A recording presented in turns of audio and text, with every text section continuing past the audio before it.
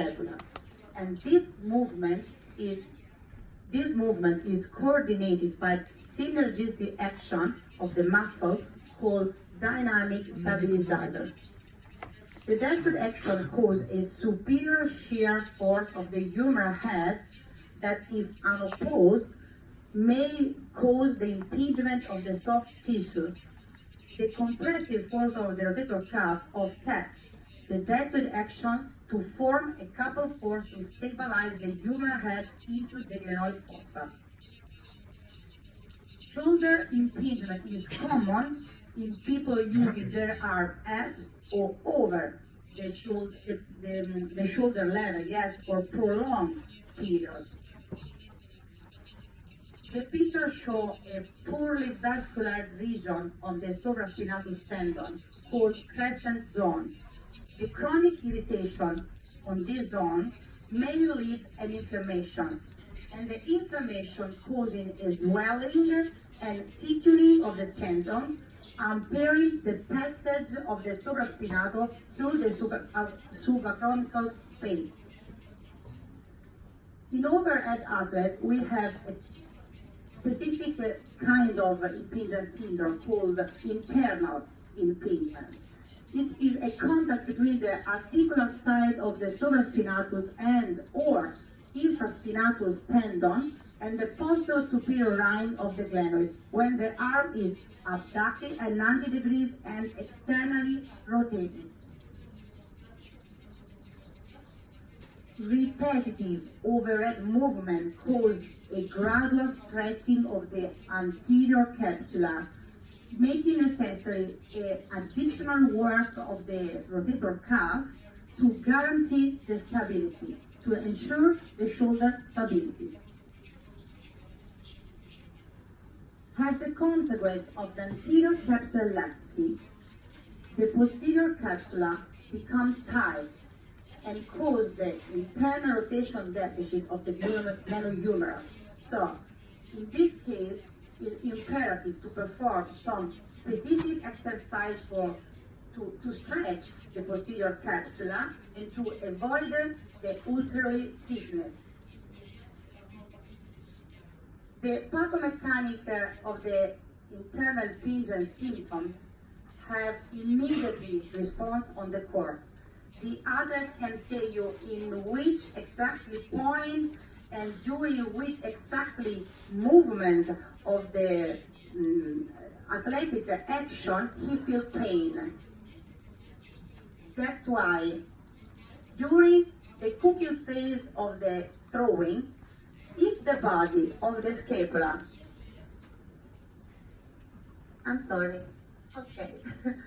if the body of the scapula, this is the same line of shoulder and scapula. If the body of the scapula and the humeral shaft fail to remain in the same plane as the movement encouragement occurs of the rotator cuff between the humeral head and the glenoid line, causes the impingement symptoms. The athlete refers to you something like loss of speed and loss of power during the action movement. How to do? First of all, at the beginning, usually we suggest a treatment like a conservative treatment. So especially if we have just a small tear on a tendon, to avoid the weakness and the imbalance of the rotator cuff, but in general of the muscles of the shoulder girth, is imperative to performing an assessment of the strength of the rotator cuff. This machine is called total shoulder machine, and we created with Technogym many years ago, but it's just a dynamometric system to evaluation the strength of the rotator cuff. Studies carried out on baseball players show that the importance of the rotator cuff balance is important to prevent the shoulder injuries. And because of this, they show that there must be a relationship between internal and external rotators. and this ratio must be around 66% pro internal rotators is performed by isokinetic tests, and around 75-80% performed by isometric tests. But however, a ratio lower than 66% exposes the shoulder to risk of injury. In the impingement syndrome, what we have? We have a ascent of the humeral head. Like the previous presentation, the doctor showed clearly the situation. Because of the big tuberosity of the humerus, the elevation is blocked. So, an external rotation of the arm associated with the muscle depressor contraction is necessary to slide back the acromion. So, I propose, in this case, this exercise. I have to hold down the shoulder, to push down the shoulder during the forward flexion, activate the muscle depressor contraction. So, in this manner, I create a decomptation, a distance between the two bones, so the tendon is breathing, and she can pass away the acromial space. And again, my professor in this test, he say hello to everybody. I forget about this. So, my professor showed in this test a passive abduction by pulling away the arm in an upper position to slide past the acromion. So we can change this test into an active exercise to create a decapitation, especially if I work with overhead athlete, because the overhead athlete don't care because they don't play tennis, baseball player, volleyball player, especially spiker, swimmer, they are over and over the level of the shoulder. So they care this degree, not this degree. So we have to think and we try to catch the idea for our rehabilitation from the test of our surgeon. So, like the previous presentation said, we found often in the syndrome impingement scapular dyskinesis. So, for hyperactive and lower activity of lower trapezius and serratus anterior, the alteration of the scapula is coming. And this is the result of these pathologies. The alteration of the muscle causes an altered upward rotation associated and a posterior tile associated at shorter pectoralis minor. This condition reaches shoulder to rotator cuff tear. So, check this patient. She's a volleyball player. Sorry, each volleyball player, doesn't matter. She has a big dyskinesia of scapula. She can't coordinate abduction movement because of hyperactivation of latissimus dorsi, and because she cannot activate the muscle of trapezius, especially lower and middle trapezius, and posterior ventris. So, if I have to her to show me the same movement, she can do, but she's after 3 days, okay? So, why this?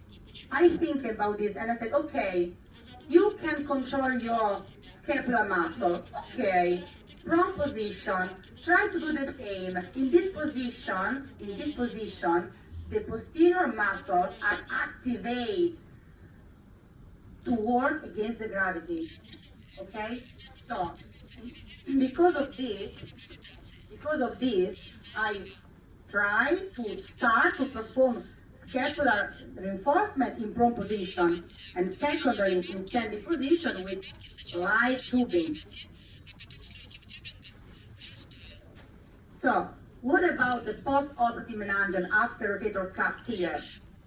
These are our indications. So, of course, we have a period of immobilization is linked, and how much depends on the tear. If usually from 2 to 5 weeks, and depend of the tear, like I said, there are some restrictions also, and this is very important to know. So if we have a small tear repair, we have to consider to not do active flexion for 5-6 weeks. If we have a medium tear repair, not active range of motion for around 6 weeks, and after a large tear repair, to do not active range of motion for 8 weeks.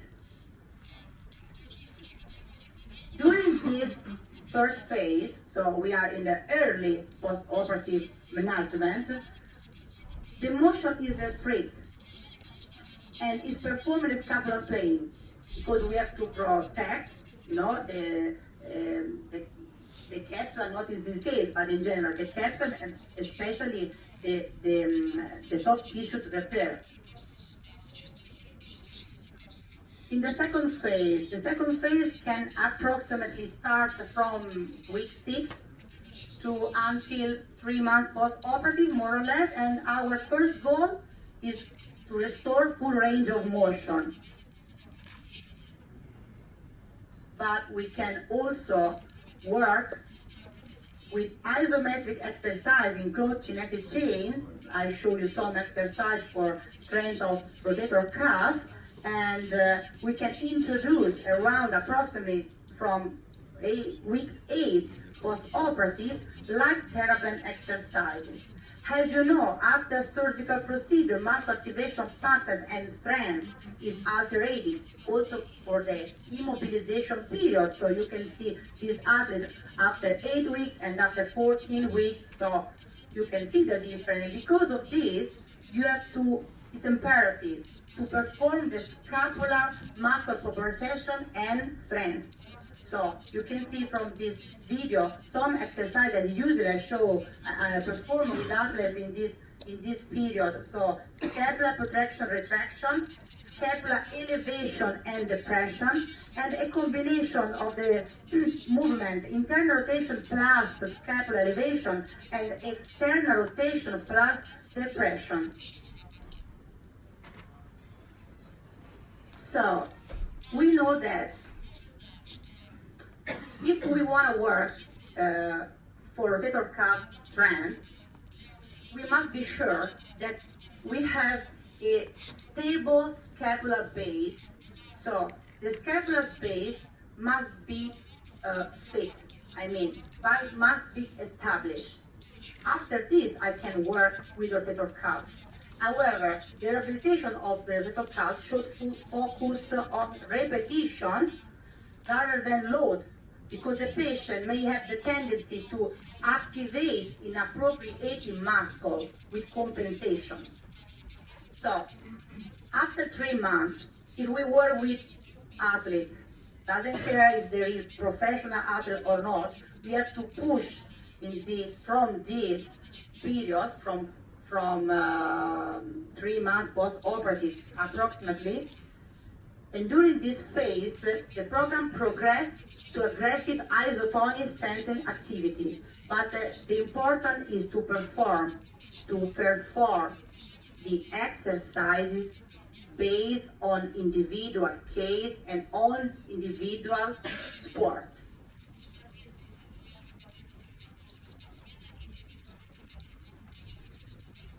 So, the knowledge of biomechanic concepts allow us to address specific functional and individual exercises. So wherever it is possible, evaluation with specific and technological systems like electromyography surface and kinematic analysis can be helped for further information to protocol and for evaluation of the shoulder guide, especially if we work with professional athletes. I'm sorry, I'm wrong. I'm off. Bye-bye. I'm sorry. Okay, this is my favorite, so I cannot miss this. So I really thank you. Grazie.